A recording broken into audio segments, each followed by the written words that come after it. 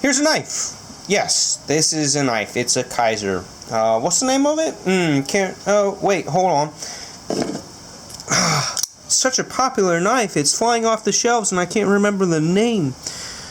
All right, camera, focus so everybody can see what the name is. Towser K. It is right there. Thank goodness, because for the life of me, I can't remember the name of this knife off the top of my head. When I pick it up, when I talk about it, I just, for whatever reason, Towser K. It's going to take another couple of days, I guess, for it to burn into my brain.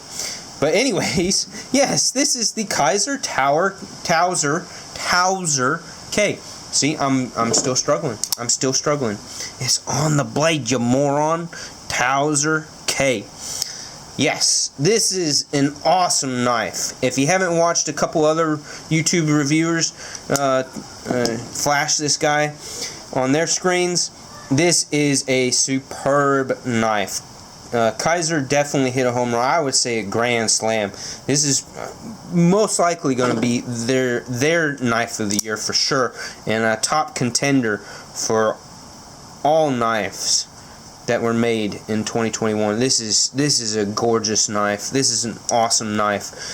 So drop shutty, the most drop shutty Kizer in my collection, and I've got a number of Kizers. I like Kizer. They do some fantastic stuff, great designs, great knives, and the drop shuttiness of this one is more so than any others that I own.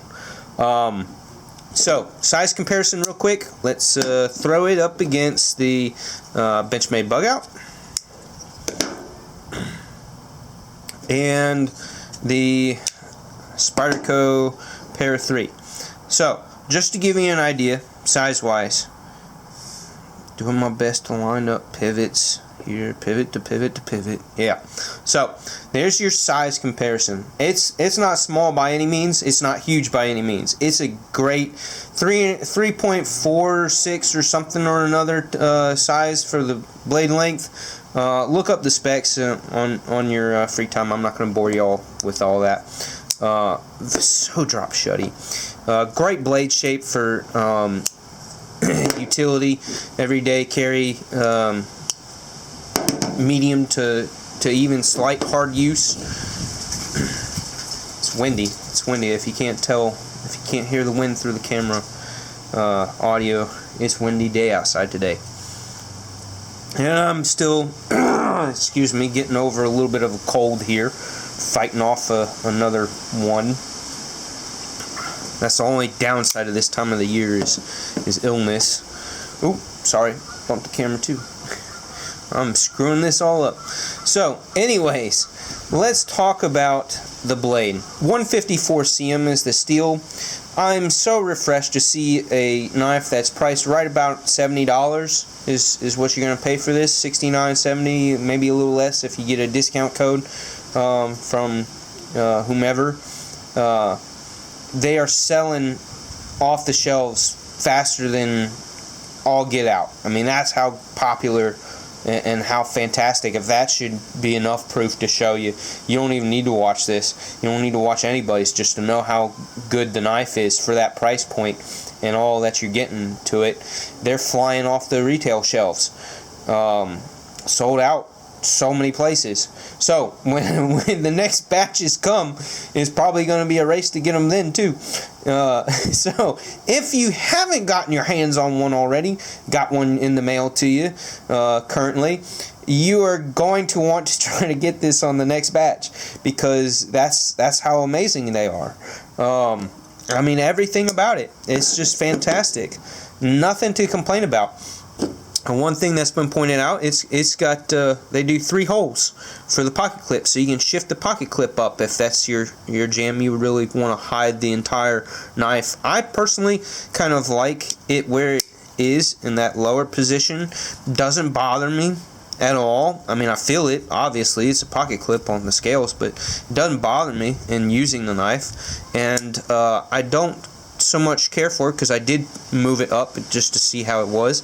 I don't care for it like when it's sitting here. If you move the pocket clip up, you would see the pocket clip sticking up and out right here, and I didn't care for that. So you do what you want. The Kizer did the kindness of giving you that option if you want. So, you know, good on them for that. Always, options are options. Everybody loves options. So, anyways, yeah, fantastic knife. I'm so glad that they did the 154 CM rather than D2. And not that I have anything against D2. It's a great steel, and I've got plenty of knives that have D2. But that's the thing, is I have plenty of knives in that price range of, you know, $30 to $75, $85 knives. I've got at least 5 or 6, if not more, knives that in that price range that have D2 steel. And it's just nice, you know, whether you're a steel snob or not, just to have a little bit of variety and just be able to experience different steels and figure out sharpening different steels and understanding, you know, their benefits as well as their faults. So to me, it was nice that they did 154 CM rather than the D2. The 154 has better corrosion resistance. It's slightly easier to sharpen. Some D2s are pretty easy to sharpen. Some are not so easy. So that kind of, you know, fits well with being a slightly more on the budget end price wise at that $70-ish price point. So it's just, I like the 154 CM on it rather than the D2. Enough said. Alright, the other thing that we must talk about is the handle scales. This material is called Richlite. Yeah, it almost looks like micarta, maybe G10 at first, but no, it is a material called Richlite. And let me tell you all about it. Yes, Richlite. I an ounce of effort in researching to one website that gave me everything that we all could care to know. Richlite is a durable, versatile, and sustainable material made from recycled, resin-infused paper and pulp derived from trees that have been harvested responsibly. That's what the website said. Responsibly harvested trees. Okay? So for all you tree huggers out there, I'm sorry. But yes, the trees were harvested responsibly. So, and furthermore, complete with Forest Stewardship Council certification by the Rainforest Alliance and Green Guard certification, it is also antimicrobial, which is a benefit in food preparation. What they didn't throw out, you know, food preparation is great, but also for those of us who are germaphobes, anybody who's a germaphobe, or, you know, still super concerned about infections and certain illnesses that are plaguing our country. COVID. Excuse me. It's an antimicrobial material. So, yay. Honestly, in all seriousness, it's great that it's a recycled material that's doing better for our environment, and it's awesome that it's antimicrobial, but it is super awesome that it is a very durable material for knife scales that looks really, really good and feels fantastic. Just a little bit of texture, not too much, not too little, and the etching that they did in it is very complimentary to the material and the knife all together. It is fantastic. Again, I can't say, and I'm not by any means a big fan of blue, but this just looks so good. It looks so good.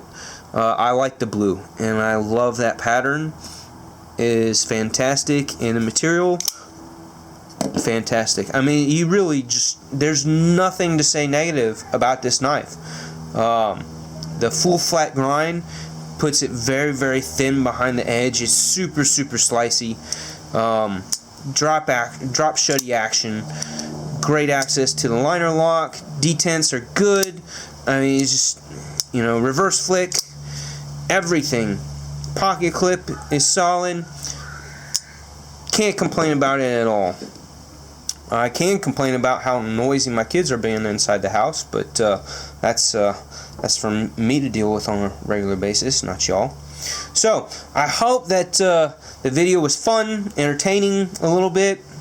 I joked around a little bit, I know, but hopefully gave you a little bit more information about this stellar knife.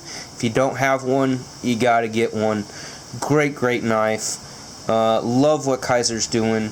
Hit the like, give me a thumbs up, subscribe, check out some other stuff. I got more stuff coming. I'm gonna make a solid effort through the holidays here to do more videos on a more regular basis for my subscribers. So until next time, y'all take care, stay sharp, and have a good one. I'm gonna go play with more knives. Thanks. Bye.